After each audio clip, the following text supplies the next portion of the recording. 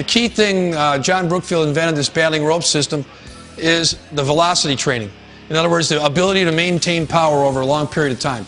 And the battling ropes, it gives you the work capacity, especially upper body work capacity, which carries through to everything else, to be able to do it over a long period of time, to maintain your power.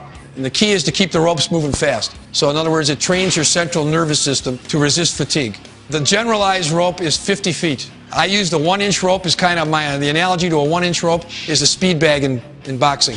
Then you move up to 1.25 inches, then you move up to 1.5 inches, you move up to 2-inch. When you get to 2-inch, it starts becoming a strength event. And then there's even 2.25, and the other day I just purchased a 3-inch piece of steamboat core, and I had Andy doing that. It's very difficult. 36 feet, you can barely get the wave to the other end. It takes all the power you can muster out of your body. As far as the different variations, you have the alternating arms, you have double arms, you have inward circles, outward circles, you have bull whip where you just use one arm. There's grappler's throws where you throw the weight, where you throw the rope over and top.